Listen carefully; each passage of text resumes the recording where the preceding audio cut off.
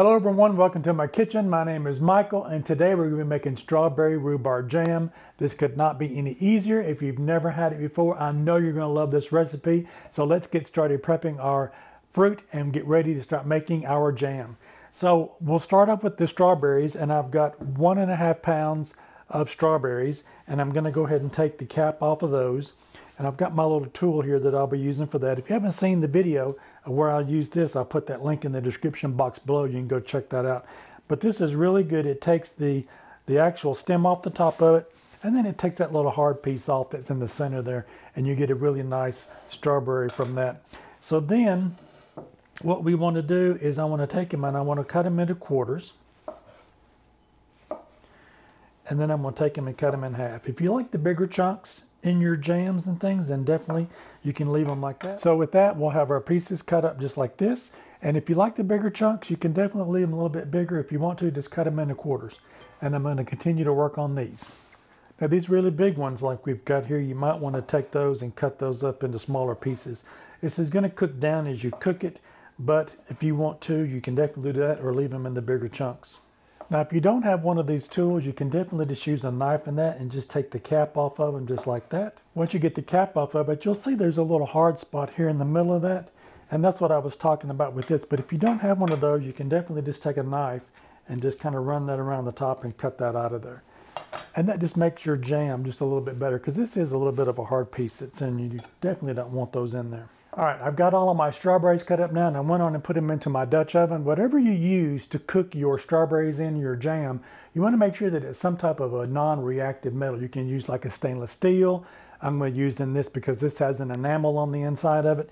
I'm going to be putting some citrus juice in here, some lemon juice, and you definitely don't want that to react with your pan. It might put off like a metallic taste in it, so definitely use a stainless steel, or if you're using one of these Dutch ovens, it's got this enameling in it, that would be perfect also.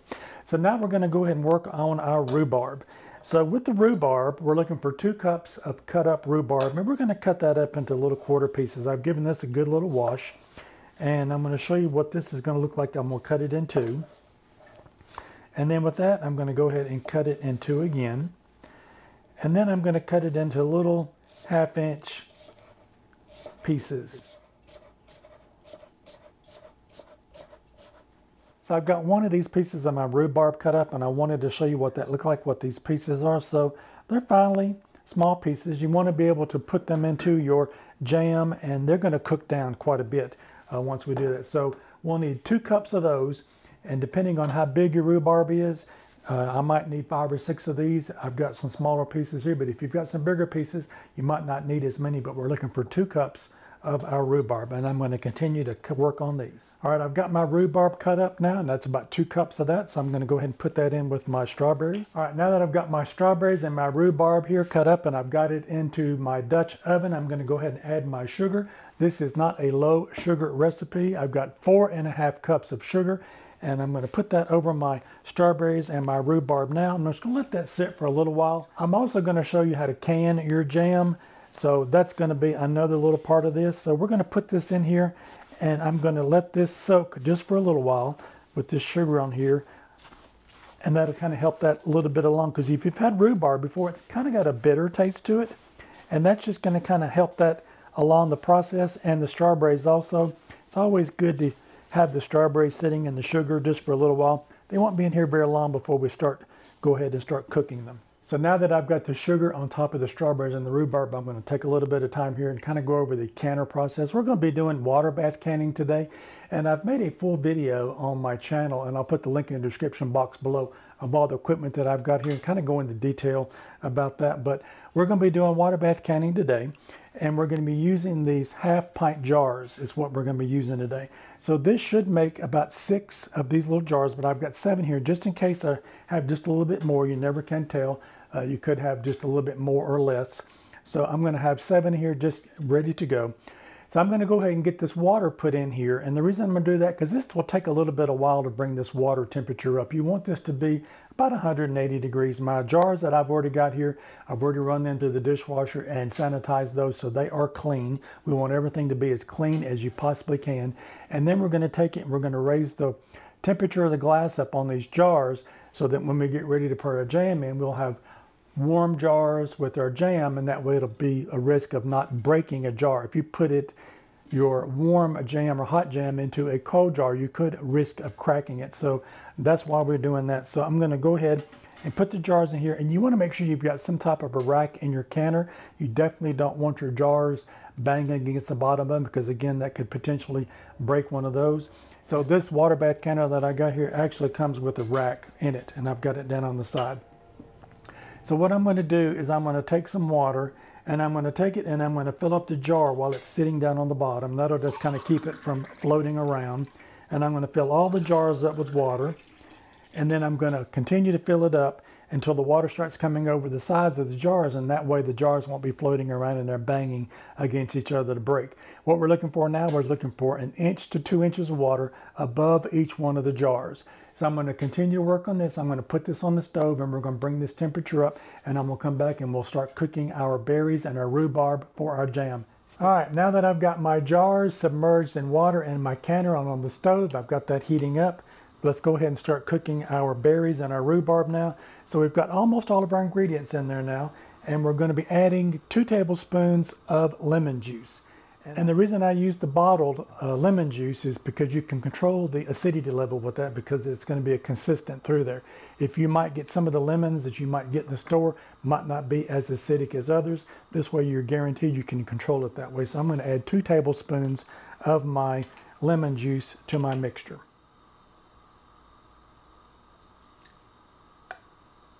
Now that I've got my 2 tablespoons of my lemon juice in there, I'm going to go ahead and give that a mix around. And I've got my heat now on medium, and I just want to kind of stir this around to get this all incorporated into there, and to start bringing this up to where this is going to come up to just a little bit of a bubble to a boil. So we're going to continue to watch this and to stir this around. This is something that you don't want to go off and leave, because it could go south on you really quickly and try to burn.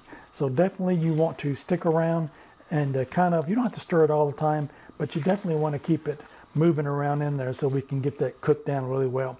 So I'm going to let that come up to temperature, and we'll look at that in a few minutes, and I'll let you see what that looks like. All right, so it's been a couple of minutes now, and this recipe we're not going to be using any of the boxed pectin. This is going to be a no pectin added recipe.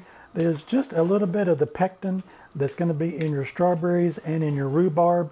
And then that citrus, that lemon juice in there with that acidity is going to help release a little bit more of that pectin out of the berries and the rhubarb.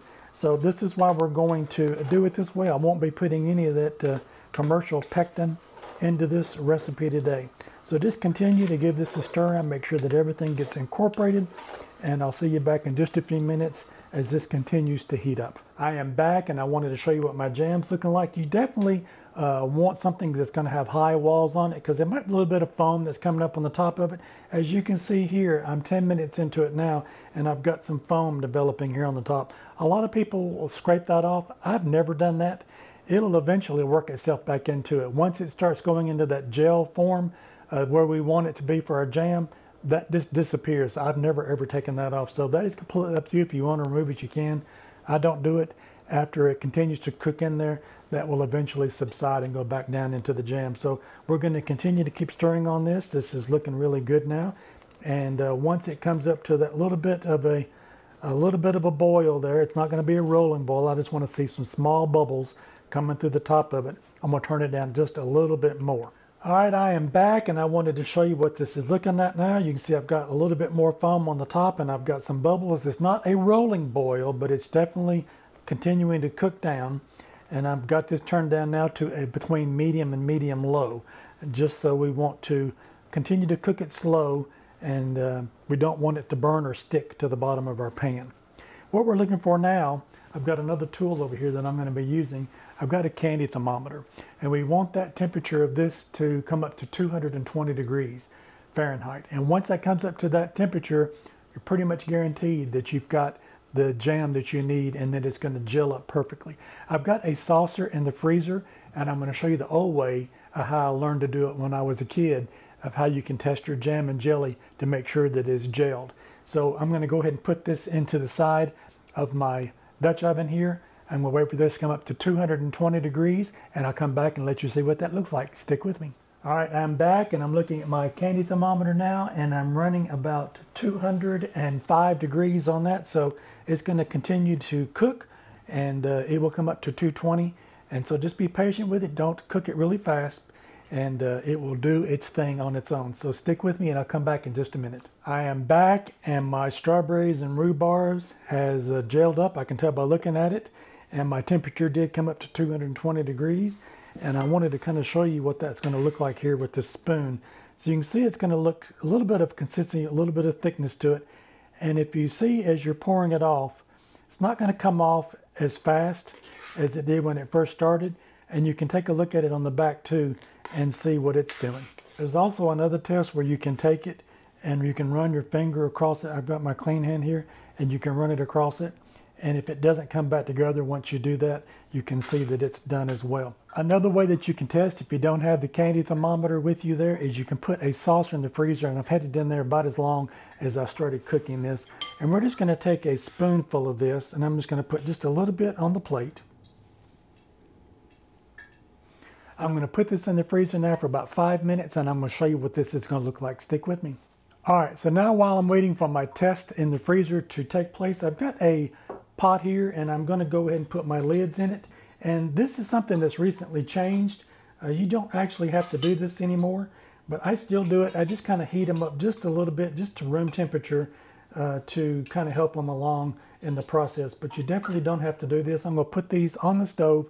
I'm not going to bring them anything into the higher maybe than room temperature, about 70 or 80 degrees Fahrenheit. And that way that kind of helps the process along for that sealing of those jars. All right, I've got my test sample out of the freezer now, and if you run your finger through the middle of it, the reason I put it in the freezer is just kind of chill it down a little bit because it was at 220 degrees, and we're going to test it now to see if it's going to gel. So if you see when you put your finger through it that it doesn't come back together, that's a good indication that you've got a good gel on your jam. So that is another way to do it. If you don't have a thermometer, you can definitely do this. Is the old-fashioned way that I learned how to do it when I was a kid. I'm gonna let those lids heat up, and I'll be right back, and we'll get ready to start canning our jam. All right, we are ready to start canning our jam now. So I've got a couple of tools here. This is a jar lifter. You definitely want one of these. Do not use tongs. That could be very dangerous because the jar could slip out of the tongs. This has a little lip here on the side that you can grab a hold of the jars. That is all what you need here for the safety of this process. Then I've got a little metal tool here that I'll be able to pick those ring tops up off of that.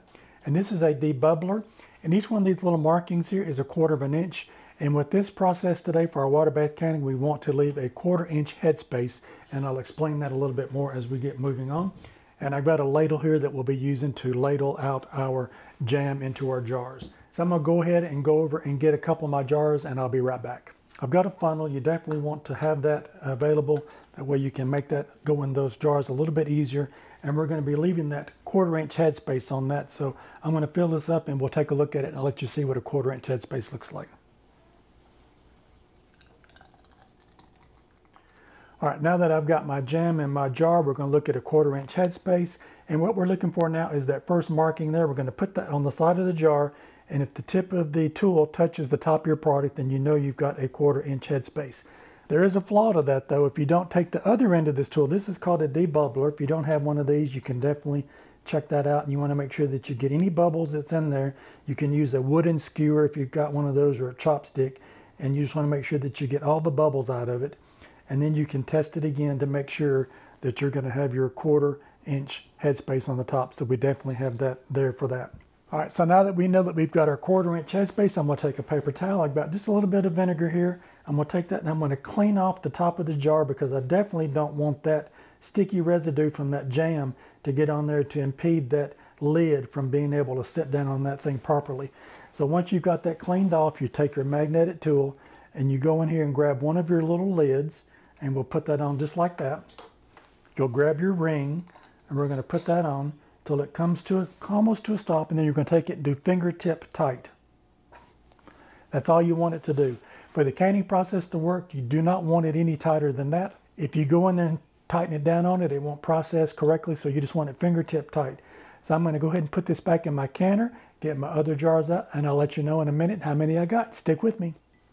All right, I've got my last jar filled up. This is my 5th jar on this one, and I've got just a little bit in there. I won't have enough for a 6th jar, but definitely make sure that you run your debubbler down in there to get any air pockets out of there, because you don't want that 1/4 inch headspace to go down, because if you leave any air pockets in there and you put the lid on it, what you think might be 1/4 inch might turn into a 1/2, and that might be too much for what you're going to do with it. So we're going to clean off the top of the jar. Take your magnetic tool, put your lid on it, put your ring on it,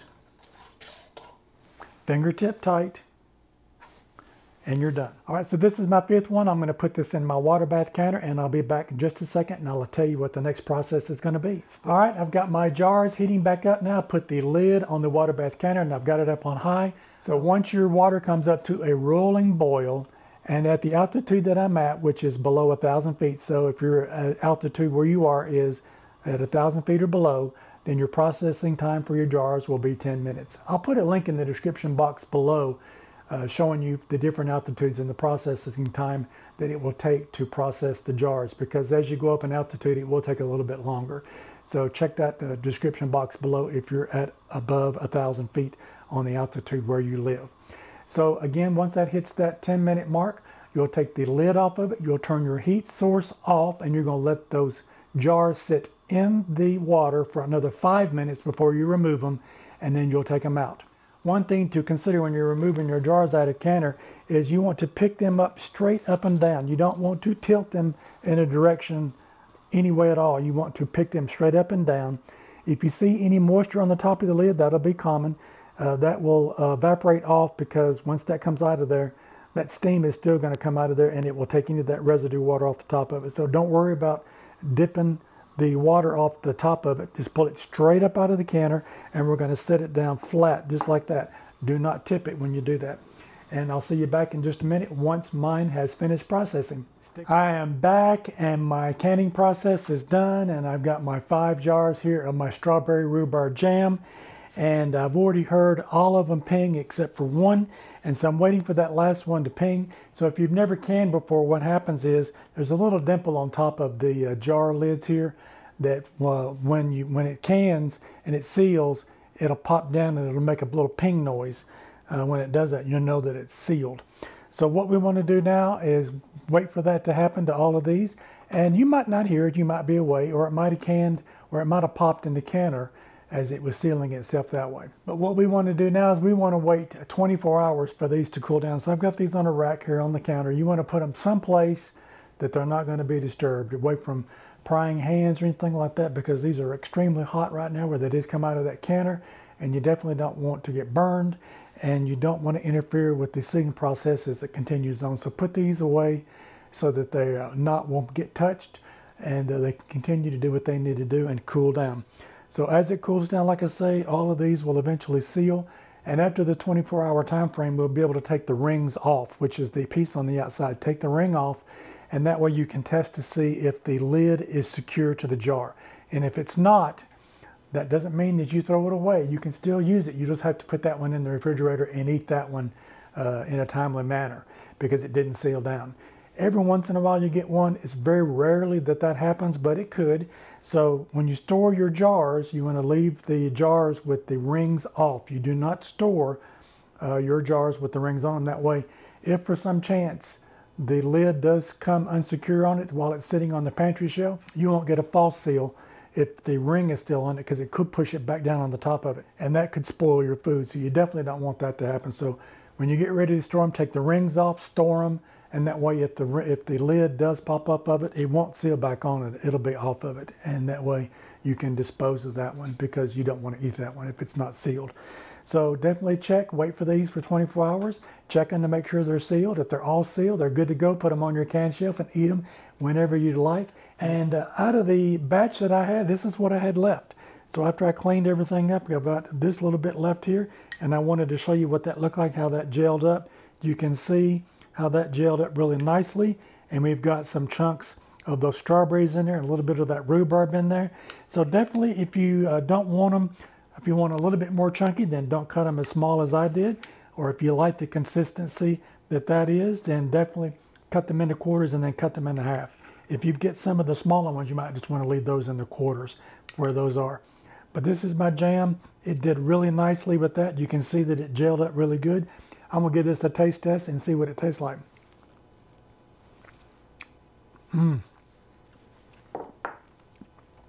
That is absolutely delicious. I know you're gonna love this recipe.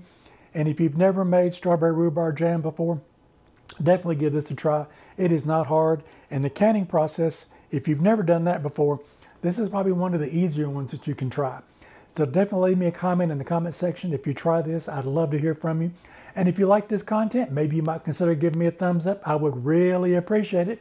And check out one of these other two videos over here on the side. You might find something else you like. Don't forget to like, share, and subscribe. And I'll see you in my next video. Leave me a comment. I'd love to hear from you. Bye-bye now.